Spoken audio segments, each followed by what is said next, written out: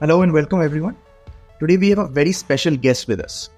Former India fast bowler, a stalwart of Mumbai cricket, and most recently, the bowling coach of India's T20 World Cup-winning team. Welcome, Paras Mhambrey. Thank you for having me on your show. It's nice. Look forward to this chat. So it's been just a little over 3 weeks since that fateful day at Barbados. A lot of emotions, accolades, celebrations. Has it sunk in yet for you, sir? As I say, it happens once in your career, once in a lifetime. Such a big moment. It does arise, So yeah, it took a little while because of the hurricane out there.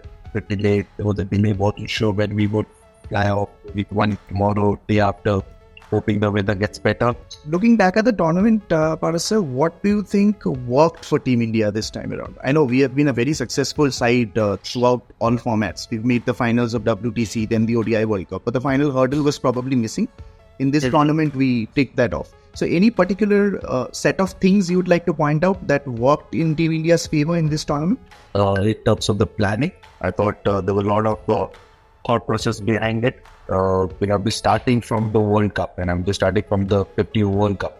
But I think that things changed for us then, and we kind of sat together, everyone, in terms of the support staff, in terms of Rahul. It's just the way it's been, like the discussion being the outlook. And saying, we want to do something differently, right? We need to do something differently to make sure that we get our hands on that ICC trophy that has really eluded us for a long time. On the same page, clarity in terms of the messaging, clarity in terms of the idea that you put forward, throw back and forward. Did it feel, even for a brief moment, that the cup is slipping away again? What was the chatter in the dressing room at that point of time? Because you were the coaches, you couldn't do anything right now. You were just there, helplessly sitting, probably like us, reporters and fans and everyone. So what was the general feeling in the dressing room at that point of time? I thought if I would be lying if I say we were confident. I said we win with this game. Because, see, the way both the teams were at par, they played quality cricket and had reached the finals. If we are around for maybe 12 or 15 more balls, this game would have gone completely away from us. So yeah, we were a little nervous. I think that, okay, maybe looking for, all we needed at that stage, I felt, was a wicket of class. So we know they have enough depth with their batting. But having that, getting that opportunity, getting that wicket and opening that one end was important. And speaking of handling pressures, Paras sir, there were moments in this tournament where India were put under pressure. Like in any big tournament, in any top team would face the situation. There was a moment against Pakistan, there was a moment against the semi-final against Australia when Travis Head was going.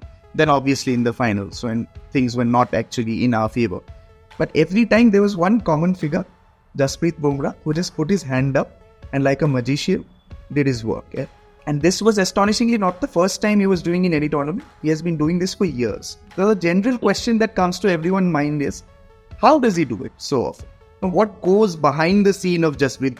I think what is, as you said rightly, right, it's the right one that you, then that really came to our mind when you're talking about asking the question is its position. I think it's brilliant, isn't it? I would also say that earlier. He is a once-in-a-generation bowler. It's in all three formats. He's number one right now. Just purely speaks about the individual himself, the skills that he possesses. Also the fact that if you just go and look at the way he bowls, somehow he bowls the right ball at the right stage. So that is the difference between a quality, good bowler and a great bowler. There's a saying which I always believe, the greatness of a cricketer is in him. And it's justified that. Bumrah justified that. In all these years in which you have been a part of the support staff, have you ever seen a negative bone in Jasprit Bumrah's body? Because he not only delivers his own performance in a positive manner, but there have been number of fast bowlers and even teammates in the Indian cricket team who have gone on record to say that Bumrah was the one who was backing them on tough times. Even during matches, you just go and put their arm around his shoulders, say them things that we can still win it. So what was your experience like in sort of a mindset of Jasprit Bumrah? Because when you play a top sport, you have to be positive. But there are tough times, things don't go your way. But from the outside, it feels like Bumrah doesn't care about the match situation. He always believes that I'm the winner. Is it something like that only? Yeah, it's just a confidence that he has, in his own ability. That's no doubt. I think out and out the leader in the team. You need someone like it, someone who has so much experience You want him to share that experience with the other kids around, other younger kids coming through, and that helps. That primary and leadership skill. I hope the next generation who get an opportunity, a lot of these girls, you guys who come in, just interact with it. Just have a lot more interaction, a lot more chat. There's a lot to learn out there. There's a young fast bowler, Arshdeep Singh, who came into the Indian side in your tenure when you were the part of the support staff. And then slowly in 2-3 years, he has developed himself into a bankable T20 bowler. Probably in ODIs also we'll see him. Positives, a lot of positives out there. Young kid, strong lad, ability to shape the ball, move the ball, which was very rare there. We still have a lot of emphasis on was the toughest phases of the format, the first power play at the depth. And even after doing all this, doing it for, I think it played some 50 odd T20s and more, whatever, a number of IPL and combined T20 games. Another fast bowler I would like to draw your attention towards is Mohammed Siraj. We have Bumrah, obviously, an all-format bowler. And then probably if you cast your mind back, then right now India's best on all-format bowler after Bumrah would probably be Mohammed Siraj. Sir. When Siraj first burst onto the scene, we from the outside got a feeling that here's a guy who would run in with the same intention even at the first ball of the day and also at the 82nd over of the day if you're in a test. Yeah. So have you seen that same Siraj, develop new skills and add to that stamina? How has been Siraj's developments over the year? Because when he came into the team, he was not quite successful in T20Is, but later on he improved his game leaps and bounds. He even improved his death bowling. So how was your approach with Siraj? What were the inputs that you gave and how was he adapting to it? When he was especially going through the AA structure that we had, a lot of cricket together. So obviously one of the things I feel is fitness. I think that's obviously white ball, the margin of errors are pretty less. So you got to be very accurate in terms of your lines and length.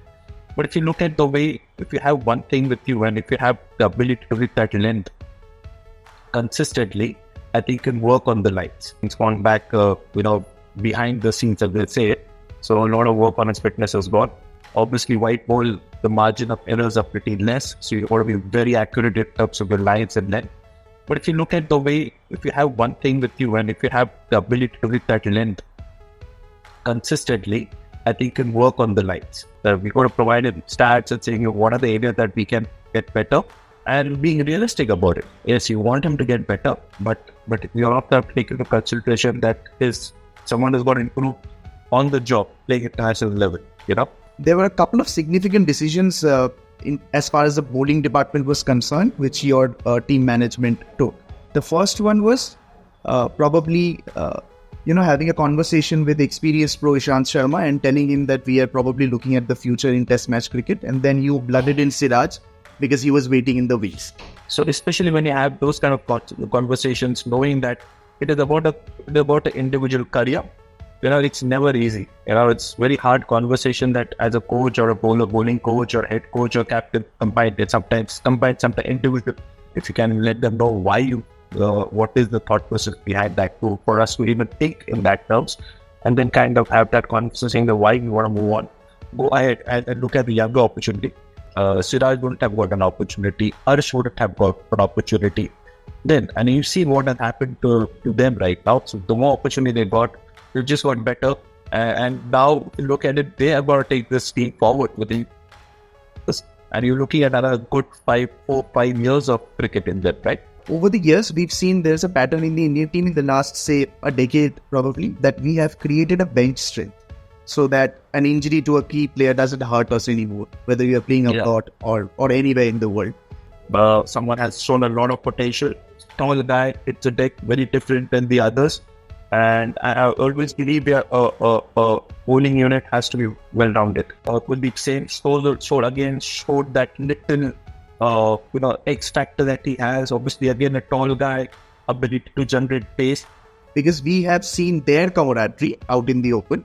Because Rohit went on to refer Dravid as his work wife because of the kind of all the discussions that they've had for the last 3-4 years. So I wanted our view from the ringside because you've seen it all for the last 3-4 years. Good, I feel it's good 8-9 years of interaction and understanding what requirements were, what his vision was, obviously at the domestic level, and then move on to the international level. So I knew what Rahul wanted. Maybe having those discussions during breakfast, or just stepping out, joining us as a support unit. Sometimes myself, Rahul, and we used to step out for dinner. He would join it, and just join in for having those kind of a casual conversations. That speaks about him as an individual, right? And he has a player, an individual like that in a dressing room, a legend of a game, but to be able to say that, okay, I'm going to take a back seat, and the captain and the team are going to be in the forefront. Rohit has been very nice, very choosy about his words on the ground, but none of the players get offended because you know where he comes from, right? You know he's there with the team. Team management or anyone in the team not have any idea that after the World Cup final, we'll see Rohit, we'll see Kohli, and we'll see Ravindra Jadeja call it a day in T20 cricket. Did they keep you guys in the loop in any way, or drop a hint that this was probably their last, swan song in the T20 internationals and they're going to announce the retirement, or it just came out of the blue after the finals? If you had any conversation earlier, you knew that this was coming. But as you said, none of them had that conversation. Maybe if you have that individually or privately, maybe had that conversation with someone like Rahul or maybe Rohit, that's a different thing. But not amongst the team or other individuals. He obviously has had experience of leading a little bit in the Australia home in South Africa. South Africa also was there. So you guys saw him as a leader from close quarters, and one of the things that we are hearing from things is that the outcome or the verdict that came out from the dressing room is that he's a very positive leader. He's much like Rohit. So I just wanted your opinion on Surya Kumar Yadav as a leader and how you think that he can actually take the team forward in the right direction. First and foremost is when you have a captain, obviously you expect the captain to play all the games, that format. Yeah. And obviously when people who are the selector have always felt that. But someone like Surya, like a young, he likes to interact with a lot of these guys, very friendly with everyone. So I think he has that respect from the other younger lot as well. We also have a new coach, Gautam Gambhir, a very passionate cricketer. You've probably seen him from close quarters as a cricketer, not so much as a coaching staff, because he just got a day in 2018-19, just 4-5 years ago. So how do you see the Indian team going forward with Gautam as the head coach? So now we just, as you said, we need to give him some time. We've got to be fair to him also. Just want to give him some time, settle down. He will take his time to settle down. And it's because you are the part of you. He's entering a dressing room as it's a very successful dressing room, right? Just high on a T20 World Cup, expectations will be there. Yeah, and he also mentioned that on his last press conference. He mentioned. Yeah, it's gonna be tough. So let's be patient with him. Give it some time. Give him time to settle down. And maybe look at him maybe a year down the line, 6, 7, 8 months ago, because there are important series coming after this year. Bangladesh, you have New Zealand, and the most important series coming in Australia. So I think that's a big challenge that he had. So just let us give him some time to settle down. That's a good job.